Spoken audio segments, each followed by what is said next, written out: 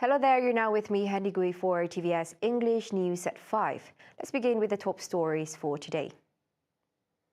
The controversial sacking of high-profile UMNO members rocked the nation's political scene. Its president, Dato Sri ZAHID Hamidi, rectified the matter in an exclusive interview.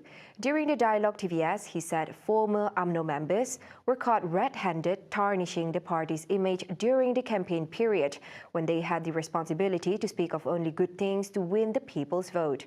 Besides that, ZAHID said the removal was done not only to protect the party, but also to protect former members' reputations from being tainted by their own actions. Umum mungkin tidak mengetahui bahawa bencana yang dilakukan oleh mereka yang telah diambil keputusan itu tidak dikeluarkan kerana tidak mahu mengaibkan seseorang itu. Ya. Tetapi lembaga berdisiplin mempunyai perincian yang cukup lengkap terhadap kesilapan, kesalahan, melanggar disiplin. Ya. Umpamanya, jika seseorang itu mungkin popular di luar, di dalam partinya adalah perosak parti. The Deputy Prime Minister also said the identity and faults of former members will still be kept in the dark unless the situation has gone out of control. Biar pengurusi lembaga disiplin sebutkan, saya tidak mahu terlibat seolah-olah saya yang tidak mahu dia orang. Sebenarnya parti yang membuat keputusan, lembaga disiplin yang buat keputusan. Now, Malaysia has set the agenda of expanding its capacity for technical and vocational training and training, or TVET, through effective implementation of skill development in all sectors, including agriculture.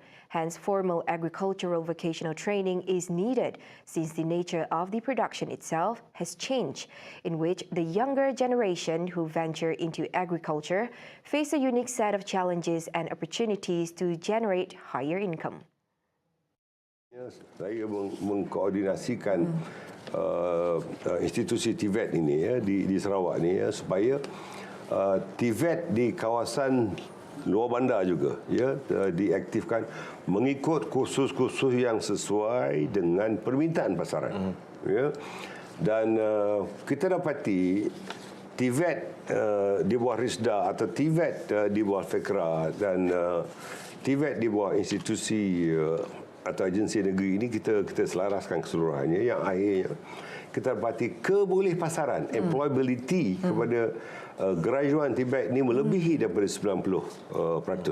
Dan ada institusi TVET yang mempunyai employability kepada sampai ke tahap 99.5%. Wow. Sebab kursus yang ditawarkan itu bersesuaian dengan permintaan. ZAHID, who is also the Minister of Rural and Regional Development, said efforts are being made together with the Department of Agriculture Sarawak on new and replanting of rubber trees and providing job opportunities in the move to reduce the exodus of younger generations to the urban areas. This was made possible through education by integrating theoretical knowledge and practical skills development. Untuk mengelakkan tidak berlakunya horizontal social mobility atau mobility sosial mendata, artinya berlaku penghijrahan disebabkan oleh mencari peluang pekerjaan.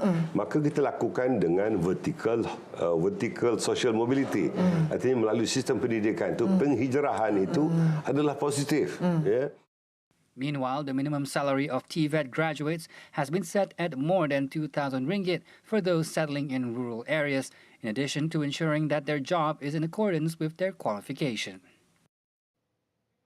The BUNG BRATAK Festival will be making a grander comeback come May 1st. In a statement, BUNG BRATAK Heritage Association BBHA Chairman Dato Peter Mino said the festival is held to celebrate the history of BUNG BRATAK and the Bidayu culture. The festival will be held at Puncak BUNG BRATAK, an early settlement of the Bidayu community hundreds of years ago. Previously, the festival was on a 3-year hiatus due to the COVID-19 pandemic. BUNG BRATAK personality, National Diving Queen Dato Pandalela Rinong, is expected to make her appearance during the event. Other programs include cultural performances as well as traditional costume and customs performances. House Kuching will be organizing Minggu Seni Kita, a two-day event starting tomorrow, March 18th, focusing on women empowerment in arts and entrepreneurship in conjunction with the International Women's Day celebration. Its program director, ZAHID Rushdie, said the event will also provide an avenue for networking among local artists. The program itinerary includes local artists showcasing their best work, discussion sessions, and an interactive workshop. Additionally, the program will see over 20 vendors. So previously, we have not explored the themes quite strongly enough. We are looking for this to be different in that, first of all, it's in a different venue. It's at House itself. We have our biggest collaboration, number of collaborations so far. And yeah, we're looking to have 4 this year. 4 quarters, 4 Seni Kitas. He added that the program will continue to be expanded to benefit the people. And that will be roughly twice a month, that many of events throughout the entire year. Our own event, which is Seni Kita Weekend, we have been doing it in other venues so that people know about House outside of House. Next plan for Seni Kita, we are always open to new collaborations, new kinds of art form, no matter how small or niche. We will be doing 4 this year. The most immediate one is around women in March. Second one will be mental health in May. Third one will quite likely be around subcultures in September. Meanwhile, Said added that there will be a variety of interesting activities, which include a town hall discussion on internet access, a yoga session, a cuisine art exhibition, a panel discussion on the local creative industry, and an R&B session with JC Ho on the last day of the program. Tourism is one of the many sectors that enjoy positive spillover effects from the fast-growing electronic sports or e-sports industry in Malaysia. Hence, with the industry experiencing rapid growth, e-sports competition organized in the state will also strengthen the tourism sector, at the same time allowing participants to visit the attractions that the state has to offer. Elaborating further, apart from economic growth, tourists have the opportunity to be introduced to the local culture. Dan kita juga merasa sungguh terima kasih kerana pada tahun ini BRATAK Kuching telah dipilih untuk menganjurkan kejohanan ini, dan saya harap daripada kita pejabat kejohanan ini dia juga akan memberikan satu kesan dan impak kepada industri pelancongan itu sendiri, terutamanya berkaitan dengan pelancongan di Sarawak. Meanwhile, the tournament, organized jointly by the National Youth and Sports Department and the Sarawak Esports Association, will see 4 countries competing for the ultimate title of the King of Borneo 2023. The countries are Indonesia, Singapore, Brunei, and Malaysia, with 3 participating Borneo islands, namely Sabah, West Kalimantan, and Sarawak. Among the games are Dota 2, Mobile Legends, Bang Bang MLBB, PUBG Mobile, and MotoGP 20. Having good morals must be the way leaders uphold themselves in fulfilling their responsibilities to their people and the country. Speaking at the Madani religious talk at Seri Perdana, Prime Minister Datuk Seri Anwar Ibrahim said a civilized society needs to be strengthened by having leaders with such values. Adding further, Anwar said he had studied and comprehended the message of Sheikh Professor Dr. Yusri Rushdie Al-Hassani, who said that civilization will collapse if a leader abuses power, pursues wealth, engages in corruption, and is covetous. Meanwhile, the Madani religious talk was attended by some 250 guests from various agencies under the Prime Minister's Department for Religious Affairs and Non-Governmental Organizations, which include Tabung Haji, the Department of Islamic Development Malaysia JAKIM, the Sharia Judiciary Department, World Organization for Al-Azhar Graduates, WAAG Malaysia, and Pertubuhan Penggerak Dakwah Putrajaya. Now on to some global affairs. In New Zealand, TikTok will be banned on all devices with access to Parliament's network by the end of March due to cyber security concerns, becoming the latest nation to limit the use of the video sharing app on government-related devices.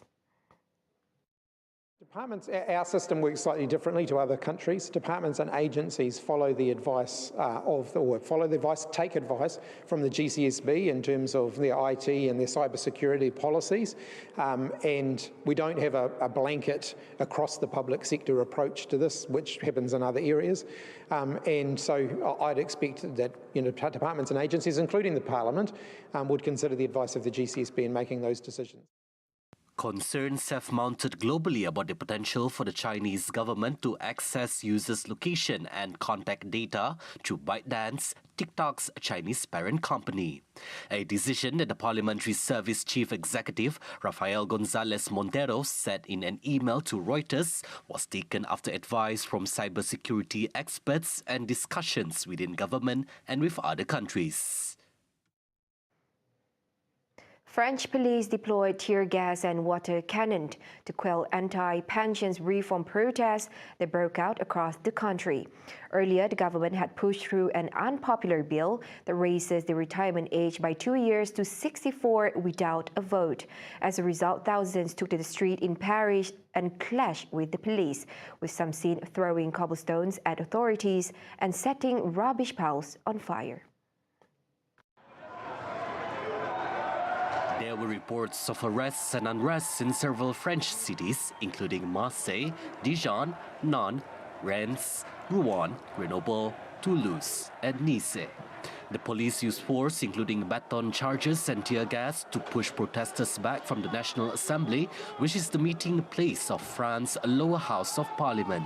The Interior Minister, Gerald Darmanin, instructed the police to put in place enhanced protective measures for members of parliament in response to the ongoing protests. On Thursday, March 16, Macron's administration used his special constitutional power to push the pension reform bill through the National Assembly without a vote. This move sparked protests and calls for a no-confidence motion from the opposition. When Prime Minister Elizabeth Borne triggered the special procedure, left-wing legislator reportedly shouted and chanted in opposition to the move. The use of Article 49.3 of the French Constitution allowed the pension reform bill to be adopted without a vote, but it also indicated that Macron's government did not have enough of a majority in parliament to pass the bill through traditional means. The far-right opposition in France has responded by announcing its intention to file a motion of no confidence in the government. See the world closer with TVS as we bring you the latest news updates both locally and internationally. More headlines anytime at tvstv.my or follow us on our social media platforms. That's all the time we have for TVS News at 5. I'm Handy Gui. Thank you for watching.